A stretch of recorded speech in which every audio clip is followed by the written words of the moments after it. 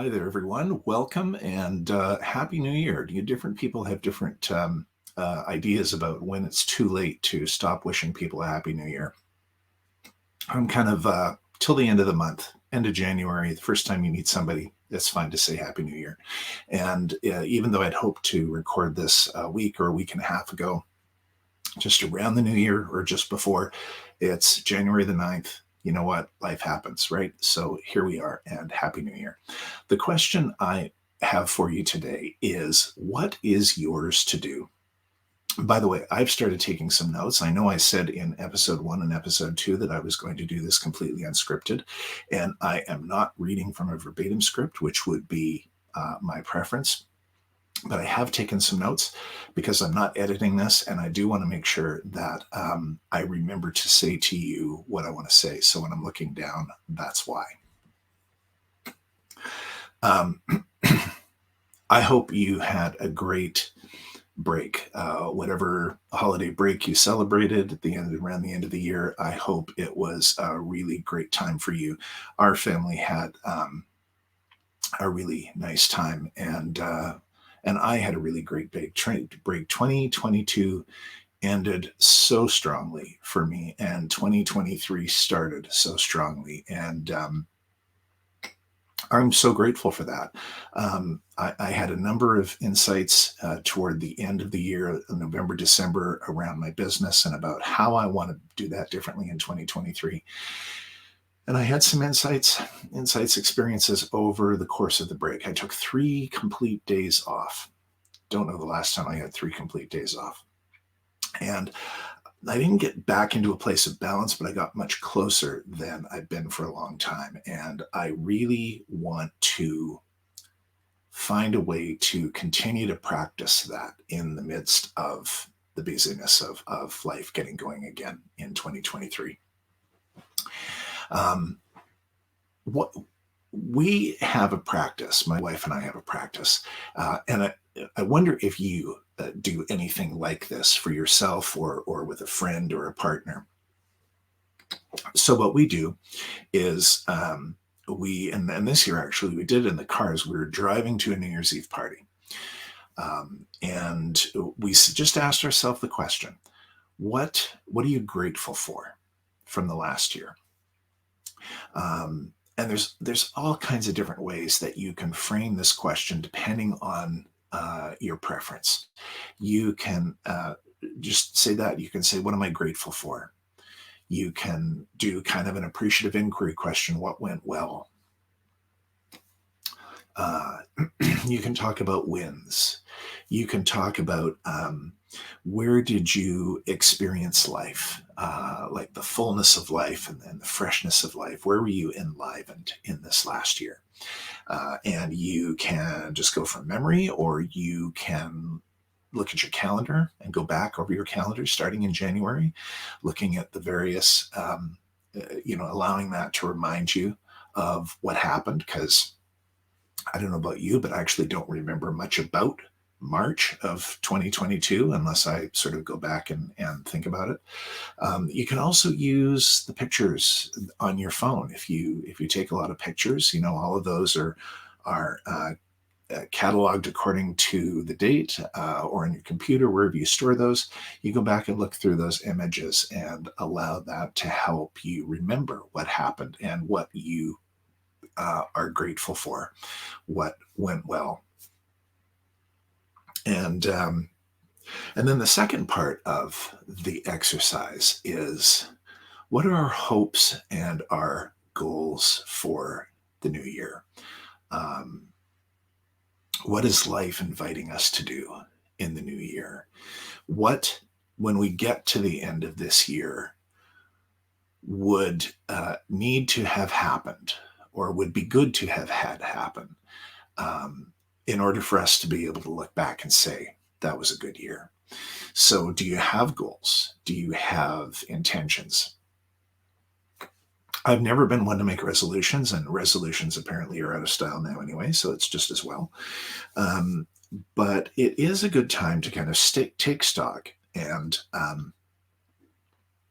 think about what you would want from this year that's coming up. Who do you want to be is another good question. How do you want to be in the world in this next period of time? And you might base that in part on, some of what went well in the past year. What would you like to see continue? Maybe what didn't go quite so well that you want to work on, those kinds of things. Creating some kind of a plan, at the very least, if for nothing else, it's a great thing to be able to go back to at the end of the year and laugh about how ridiculously naive you were about all the great things that were going to happen in that year. I've joked a few times over the last week that I'm feeling bullish about 2023, and that's really exciting. And the last time I felt bullish about a new year, it was 2020. We all know how that one turned out. So, I said earlier that I don't make New Year's resolutions, and I never had. I have, and I used to be really cynical about the arbitrariness of January 1st. As a time to resolve to live differently. And I've changed my thinking about that a little bit. And here's why, is that our life is naturally divided up into segments. We have, at the very least, we have our school segment, right? If we have a good enough memory, if we remember our very early childhood, we have what life was like before we started school. Maybe we divide the school segment of our life into elementary and high school, or elementary, middle, and senior. If we had a post-secondary academic career, maybe we think about our college days or our university days. So we automatically think in terms of these, if you think of life as a book, these chapters of our lives, right? And is there something arbitrary about January 1st? Sure there is. But it's one of those ways that we can begin to divide up our life into sections. It doesn't have to be January 1st, but there's some research that shows that when people set goals or set intentions around the beginning of something, it can be a Monday, the beginning of a new week. It can be the first of the month, of any month. It can be your birthday. It can be September for a lot of people. Going back to school and everything, at least here in the Northern Hemisphere, happens in September. And that's sometimes a time when people sort of resolve to do something different, do something in a new way. And the research shows that there's a tendency toward people picking these kind of new starts as a time to start a new chapter, turn the page, start a new chapter. And that those tend to be more successful than if you just decide to start something whenever. So I'm a little more easygoing about January 1st now as being a good time to think about how things have gone in the past and how I want to do things differently in the future. One of the questions that the question that I used to title this episode, and one of the questions that is really important for me and has informed a fair bit of my life indirectly, because I didn't necessarily have this wording for it, and I think it does for most of us, is this question of what is yours to do? What is ours to do? What is mine to do? I got that language from a men's organization that I have a connection with, and they hold entire weekend retreats around the question, what is yours to do? What is ours to do? And I think it's a helpful question, and it's also sometimes, I think, a difficult question, because the truth is there are many of us who end up doing something other than what is ours to do. And that may be a career, it may be a relationship, it may be, I don't know, I suppose any number of things. How is it that we end up doing something that isn't really authentically and truly what is for us, right? What is our desire, or what is our call, or however you want to language that? We all grow up in situations where our parents, our teachers, our society has a lot of ideas about what we should be doing.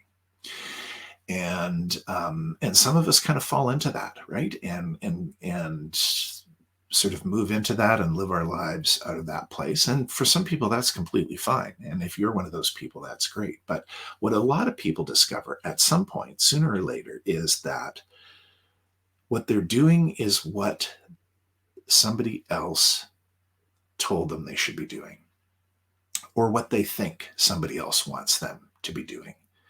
Um, and sometimes that happens out of an absence of any other information.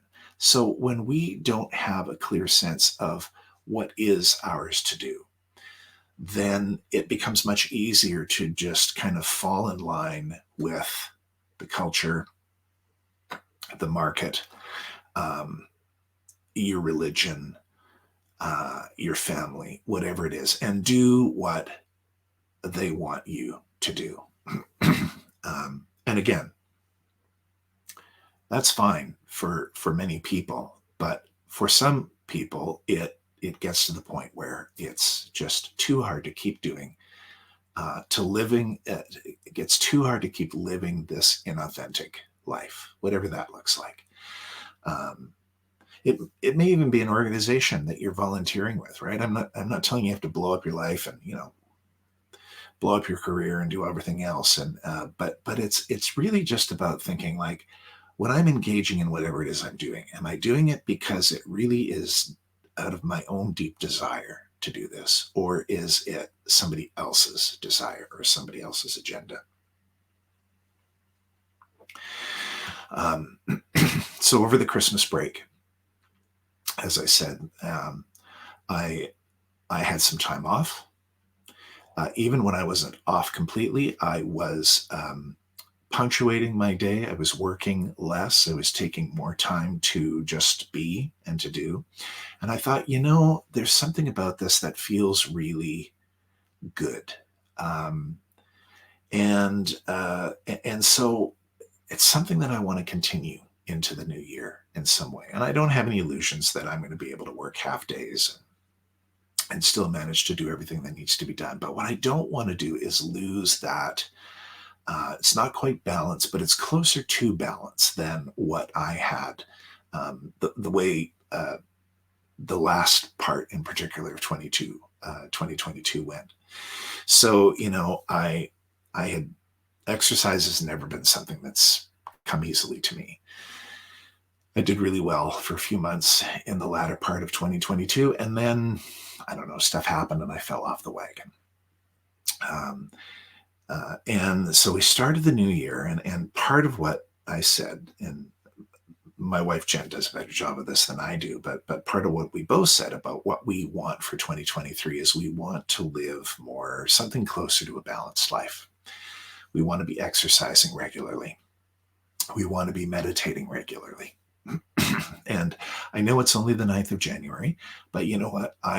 We have meditated every day since the beginning of the year. And that's not a small thing for us. Every day we've done it. I have exercised as many days in the week as I have sort of set for myself that goal to exercise. Um, I'm going to bed earlier because I got into this pattern in 2023 where I would um, have a really hard time getting up in the morning. And I thought, I just like the only way for me to be able to get up when I want to get up is I need to go to bed earlier. And so I've started this year going to bed earlier, and it's been easier for me to get up early when I want to get up instead of lying in bed. Oh God, I don't want to get up. And yeah, I still get tired, but it just feels good to have this sense of rhythm, of pattern, of there's another word I'm looking for, but anyway, it's a really it feels like a more holistic life. And that's important because part of what I'm doing when I work with folks is working at these kinds of things, is how do you live more holistically, how do you take into account the various aspects of your life, including those that maybe you've put to one side because for whatever reason you've been focusing on something else. And so for my own integrity, I need to be on this. And so it feels wonderful early in this year. And so one of the things that is mine to do is to um, cultivate a life that is closer to balanced than not, given all of the responsibilities and the projects and everything else that I have going on. And that's part of what is mine to do. And I'm really clear about that. But and then there's other things as well. A lot of clarity around my business in the last couple of months in 2022, and that clarity, those insights, allowed me to create a more concrete and specific um, plan for the business in 2023 than I think I've ever had. I'm still in this bivocational thing where I'm working part time in the church and I'm working part time in the business, and that continues to be difficult. It's a lot, but I feel like I have this sense of clarity and goal around what I want the business to look like at the end of 2023 than I've had in a long time, maybe ever, in terms of the specificity of it. So that feels really exciting. I feel like I know where I'm going. Um, and in the knowing of that, I will learn more and more about what it is I need to get there. And I've already started putting some of those pieces in place. They're going to help me get to where I want to get. And all of that's very exciting. So the question for you is, what is yours to do? Maybe you're already doing it. And congratulations if that's the case. There's a chance that your immediate response to that question, what is mine to do, might be, I have no living idea. Fair enough. As I said, when we live in a culture where a lot of other people have a lot of agendas for what and how we ought to be, it can be hard to tune that out enough to listen to the internal voice that tells us, that has information for us, that has wisdom for us about what is ours to do. How do you access that in the midst of the din if it feels like you're having a hard time doing that? There's an academic named Ken Sheldon, and he uses creativity theory to think about a process for how to get at this question, what is mine to do? So he notices that in creativity theory, there's this idea of four stages in the creative process. The first stage is you have a question that you don't know the answer to. It might be, what do I really want? What is mine to do? It might be, what's bothering me, or what's happening inside me. But it's a question that you don't have the answer to. The second stage in the creative process is so once you've asked yourself that question, is you forget about it and you go and you do, or you think about something else. And this is what is sometimes called the incubation period. What happens at this point is that the question that the conscious mind has asked, what's bothering me, or whatever the question is, that question goes into the unconscious mind. And there's lots of evidence now that there is actually this unconscious part of ours that works in parallel with our conscious mind. I'm not talking about Freud, that kind of subconscious stuff, and I'm just talking about this part of ourself which works outside of our awareness. And so what happens is, once we've asked that question, once our conscious mind has put that to our unconscious mind, and then we go about working on something else. And if you probably experienced this, and if you're a creative, you will certainly have experienced this. what was the guy? Was it Euripides who was having a bath and jumped up and said, "Eureka! I found it," and ran out of the house naked or something like that. I don't know if it was Euripides, but it's that kind of thing, right? Like it's in the process of working on something else when all of a sudden um, we have some kind of an insight. Something comes to us, and it may or may not be specifically tied to the question we asked. It might feel completely disconnected and random. And this is where paying attention to what is going on is really important, because whatever that thought is, whatever that idea is, that is our unconscious mind offering us something that, if we work with it, might give us a response to the question that we asked at the beginning. And so then it's a matter of being curious about what it is that comes up, right? So as I'm doing this thing over here, and all of a sudden I have this idea, I think, wow, that's really interesting. I wonder where that came from. And so I begin working with that. And what creativity theory says is that very often it's in the working with that that we begin to find a response to the question that we asked. So, this business coaching and that work that I'm doing is I have been this has been emerging for a long time. I started it over a decade ago, and it's been it's taken time, in part because I've been doing it off the side of my desk for so long. But one of the things that time has given me is the opportunity to get much clearer about what is mine to do and what is mine to do now. And what is yours to do in 2023? The answer to that question might be different than it was in 2022 or 2012 or 1992 or whenever. These things can change in us. And so the ability to be quiet, to be attentive, to listen to what our unconscious mind is wanting to communicate to us. All of these things are ways to get important information that will help us to live in the fullness of life that that I that I believe all of us are invited to, and that all of us are made for, to live deeply and passionately and powerfully in the world, whatever that looks like, whatever that means for you, given your setting and your circumstances and your gifts and skills and all the rest of it. So I hope you have some clarity around what is yours to do in 2023.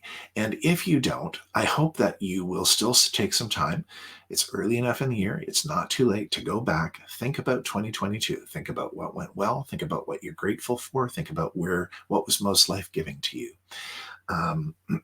Think about how you were able to be of service to others. Think about important connections you made. Make a list of all that stuff and be thankful for all of the good things that came your way last year. And then as you think about this year, and we're all a little gun shy. It's kind of this feeling in the air, I think, sometimes, like we're not quite sure when the other shoe's going to drop and what that's going to mean. But people are just, we're still a little bit on edge. There's a lot of grief. There's still some anger. There's still some sense of disaffection, and there's no signs, I don't think, that any of that is going to go away anytime soon. But in the midst of that, to think about, okay, what is mine to do now? And if I don't have clarity on that, ask the question, and then allow your unconscious mind to work at giving you a response to that, giving you material that will allow you to work on a response to that. And I Wish you all the best. I really hope it goes well. Um, uh, Send me a note. Let me know if this is helpful. Let me know if you know what is yours to do, or what the question that you're asking yourself is here early in 2023 about what this year, what you want this year to be for you, what do you want this year to be for us. If you use this language, what spirit or what God wants for you this year. You know how this works. If you can enjoy this, please subscribe to the podcast.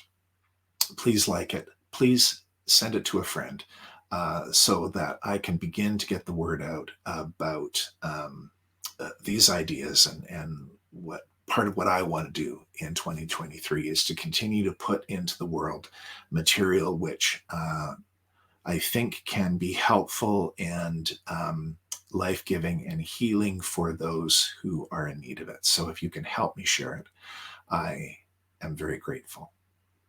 Thank you. Blessings, and we'll talk to you again soon.